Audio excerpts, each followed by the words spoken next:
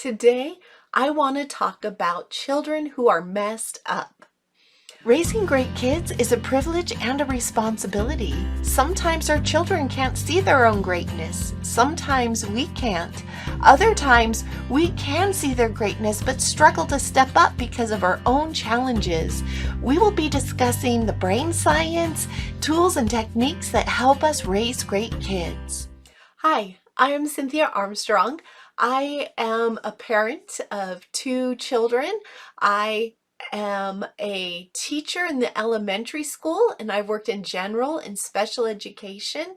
And I am a lifelong learner. And so what I want to share are those things that I have learned in my journey to help myself, to help my children, and to help my students and their families.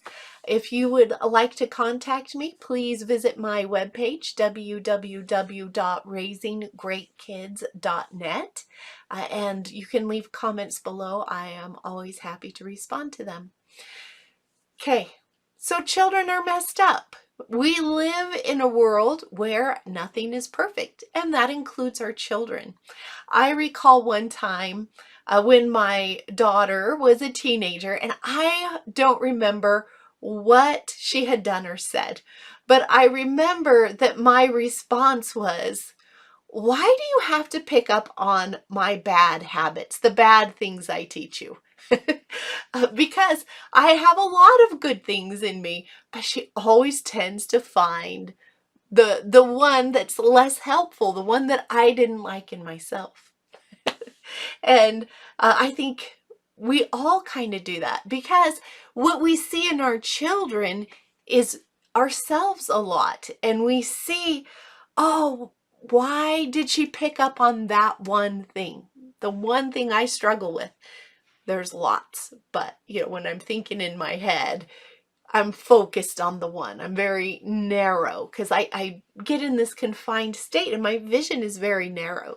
And so I think, why did she have to pick up on that one thing that I messed up on and take that one on? And I think a part of that is because we're focused there.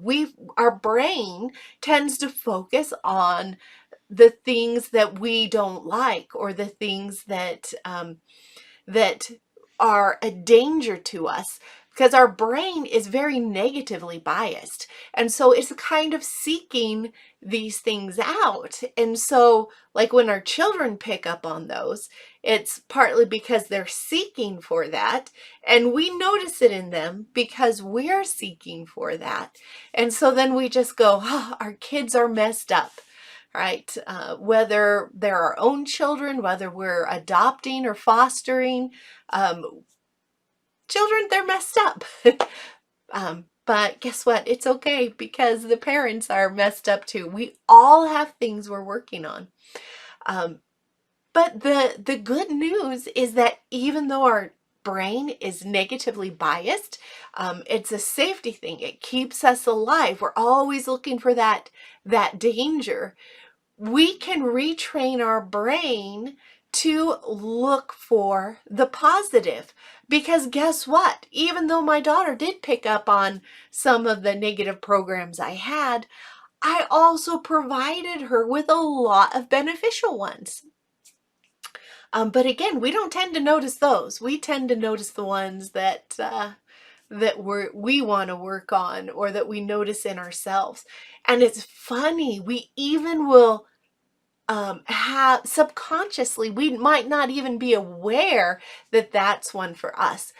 Because you'll notice that we tend, just people in general, and we don't even notice it, tend to be people with the thing that we do. And so like there's one, oh, my mom never lets me be free, and she is always, she's just never there for me, and she has this thing. But then what are we doing? Because we think these things about this person, then we're protecting ourselves. And so we withdraw and we do all the things we just accuse them of. And we're not even aware that we're doing that because we're focused on them and what they're doing. And so if you look at somebody and you think, oh my goodness, they XYZ, then kind of look at yourself and say, well, how do I use that XYZ against other people myself? And you'll find that you do, and you weren't even aware of it. But that good news is that we have given our children the beneficial programs. And so we want to help ourselves focus on those beneficial programs. And when we do that, then our children focus on the beneficial programs. And when that is our focus, guess which one we're going to play more often? It's going to get our attention. And then we'll play it again because it's like, oh, I got rewarded for that. Our brain's like, oh, I got rewarded for that again. And so when we focus on those beneficial programs, then we have that positivity in our life, and it builds those programs stronger. So our brain is negatively biased, and so it'll look for those things, the negative things, the things that our children aren't doing right, the things in ourselves that we don't like. And when that is our focus, then that's the program we're going to play more often. That's the program that we're going to drive deeper or signal faster, so that it's our response instead of our reaction, instead of a chosen response. And so just be aware, just notice. When you notice it in your child, see if you can see it in yourself. If you see it in yourself, then you might be see that more prominently in your child. So again, our brain automatically goes to the negative. So it's up to us to choose to specifically look for those programs that are running that benefit us, and the programs our children are running that benefit them. And when we point out those beneficial programs to ourselves and to our children, it boosts us. It gives us that higher energy level, and that will become the dominant program that we run.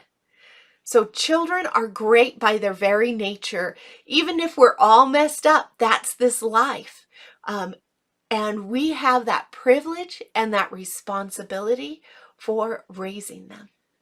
Hi friends, Cynthia Armstrong here. Thanks for joining us today. Please make sure that you subscribe to our channel so you can see when new videos come out, and like this one.